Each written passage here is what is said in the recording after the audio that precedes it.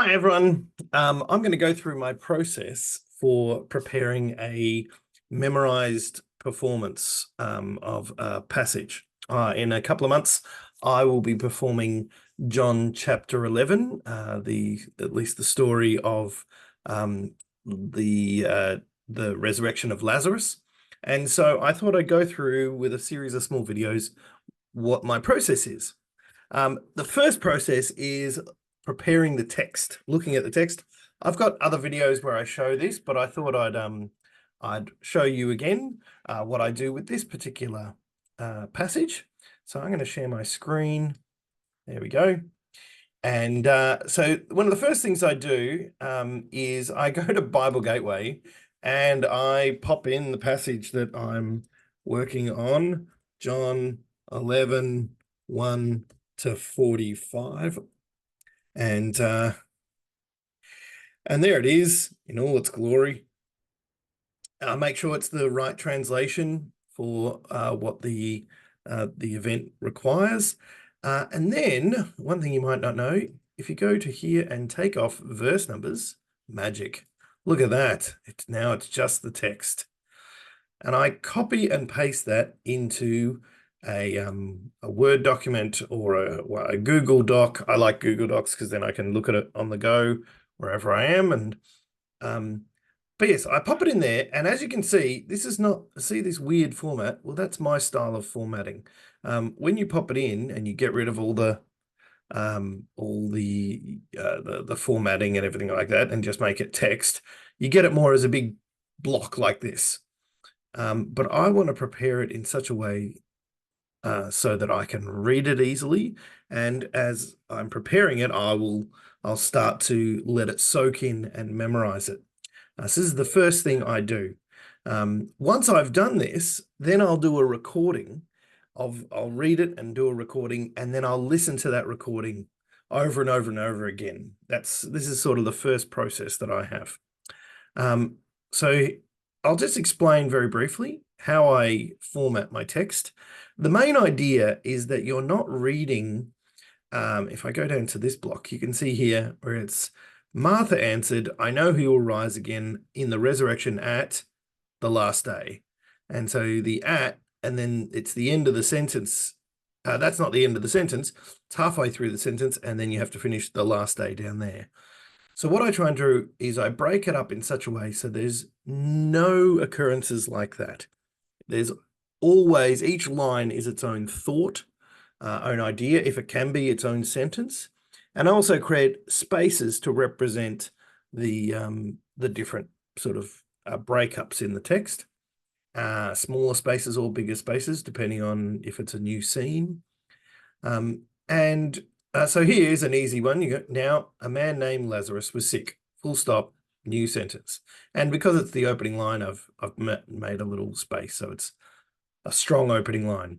He was from Bethany, the village of Mary and her sister Martha. Now, if I had kept it, I could keep it like that, because that all fits on one line. But for me, it was nice to just sort of break up these. So when I'm reading it to begin, it's not, the words aren't just rolling onto each other. They're sort of being broken up, and that will help me say it in a nice, clear way. He was from Bethany, the village of Mary and her sister Martha. And then it has an aside. This Mary, whose brother Lazarus now lay sick, was the same one who poured perfume on the Lord and wiped his feet with her hair. Now, that clearly won't fit on one line. In fact, it doesn't fit on two lines. So what I've done is this sort of staggered, like stairs type effect, so that my eye can go from the left up here and travel down and sort of trickle down the line, and it's quick to go from sick to was, and there's also a natural pause there because there's a comma. And so it sounds like this Mary, whose brother Lazarus now lay sick, was the same one who poured perfume on the Lord and wiped his feet with her hair. So I break up the sentence like that. And so and here's another example where Jesus says, no, it is for God's glory, so that the so that God's Son may be glorified through it. Now, if that was on one line, the it would be here. So I have to find a natural spot to break that up. And so the first is, no, it is for God's glory, the statement, so that God's Son may be glorified through it. And because it's a flow, the sentence sort of flows on, that's why I make this second line justified to the right, so it has that effect. Hopefully that makes sense. So that's what I've done, and I thought I'd just show you a little bit of me doing it from scratch from this section onwards. So we've got Jesus has told his disciples that Lazarus is dead, and so they're going to, where are they going? To Lazarus, to Bethany. There we go. They're going to Bethany. So on his arrival, I'll just read the sentence and then we'll think about where the natural breaks are. On his arrival, Jesus found that Lazarus had already been in the tomb for 4 days. Right? There's a natural break there. You start with the sentences. So there we go. Now, this one doesn't work as well because it's Jesus found that Lazarus had been in the tomb for 4 days. So the most natural break is here, because there's a comma. On his arrival, Jesus found that Lazarus had already been in the tomb for 4 days. Still doesn't fit on one line. So let's break this one. On his arrival, Jesus found that Lazarus maybe had already been in the tomb for 4 days, so I could break it up like that. On his arrival, Jesus found that Lazarus had already been in the tomb for 4 days. That looks nice and natural. Another way I could do this is break up. On his arrival, Jesus found that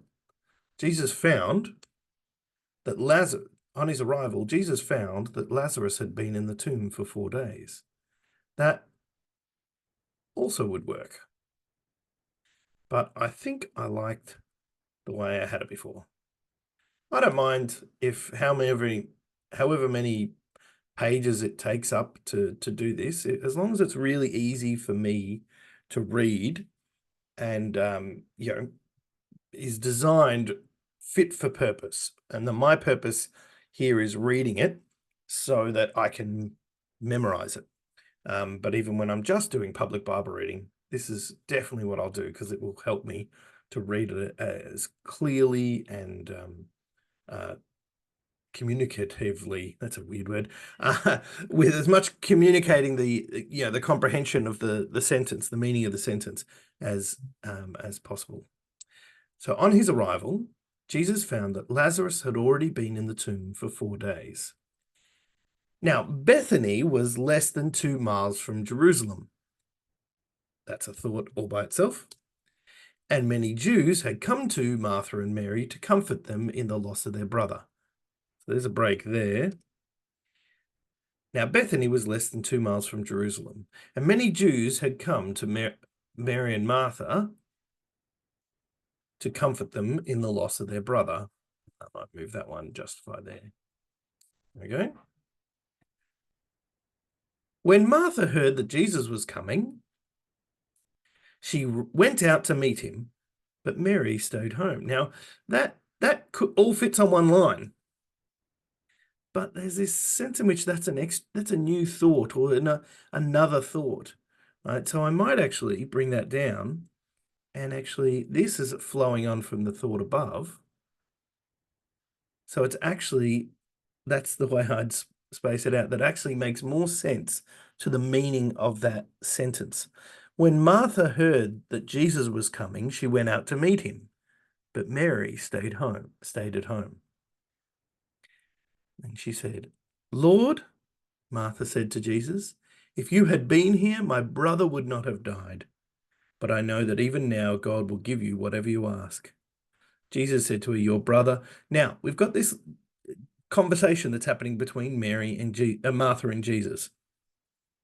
Notice it continues on the next page. Now, I could break it up here, right?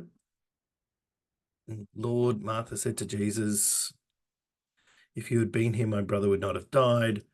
But there we go, right? There's a sense in which I want to actually boom, move that all onto the next page. But Mary stayed home. And so when I turn the page, if I can, like if it's close to the bottom of the page, I might start it on a new page. So I'm starting a new page with a new scene, a new thought, a new idea. If I don't need to turn the page halfway through the thought or the scene, then I won't. Um,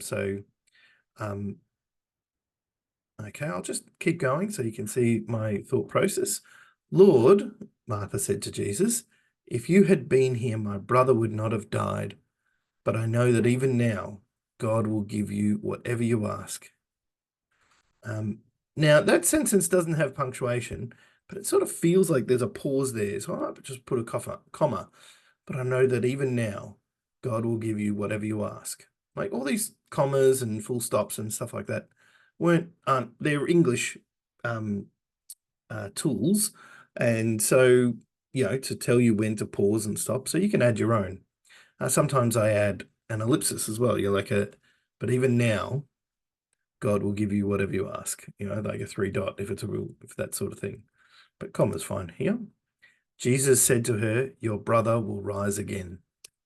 And see how I'm breaking it up between each person. So it's really clear to me, each person's line of dialogue. Mary answered, I know he will rise again in the resurrection on the last day. Might do that. So Mary answered, and then this line can be all on its own. Jesus said to her, I am the resurrection and the life. I love that. Beautiful. You want that strong, so you can keep that separate. The one who believes in me will live even though they die. Next line. And whoever lives by believing in me will never die. Next line. Do you believe this? Boom.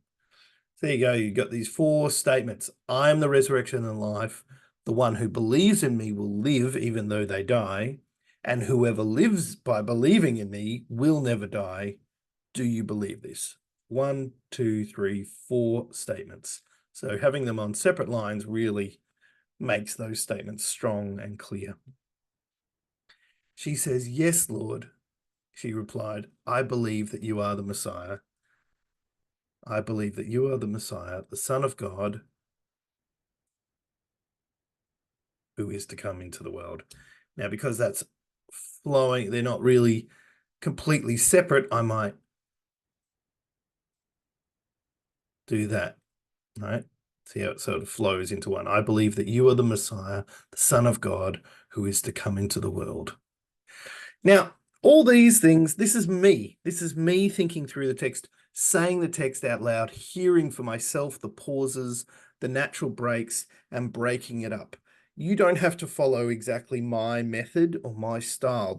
What I want to encourage you to do is to feel free to format the text in order to make it helpful for your reading. The goal is this: no one sees this piece of paper. All they do is hear you speak. And if you've done it memorized, they'll see you moving in the space and that sort of thing. They won't see this piece of paper. So you design this piece of paper to be fit for purpose, and helpful to you to see the breaks, to see the flow of the sentences, and to understand it. And that will help you in your reading and your memorizing, and you're immersing yourself and saturating and marinating yourself in this story to help it soak into your heart and your mind. So there you go. That's a little first part of my process. Once I finish this, I'll read it, make sure I'm happy with it, and then I'll do a recording. And that recording will be the basis of the thing that I'm listening to over the next few weeks to really soak in and get to know the story. Some memorizing techniques focus on learning words in a sequence, like, almost like learning the numbers of pi, and so you start with the first word, and then you learn the next word, and then you learn the next word, and you test yourselves and try and memorize everything as you go. Even the memory palace idea is that you walk into your house and the first sentence you relate to something that's near your house, and you keep going around. So if that doesn't make any sense to you, look up memory palaces. Very, very useful ancient technique for memorizing things. But the reason why I don't often use those, at least initially, is I actually want to start broad. I want to get my head around the whole story. And then when I can tell you the whole story in summarized terms, like, oh yeah, this happened first. Jesus, Lazarus is sick, and they send message to Jesus, and Jesus waits for 3 days, and then he says to the disciples that they're going to go back, and they are a bit concerned. Eventually, he said Lazarus is dead. They go, and when they arrive, Martha comes up. If as long as I can, it's really important that I can tell you the story in a broad sense, and then work on more and more detail.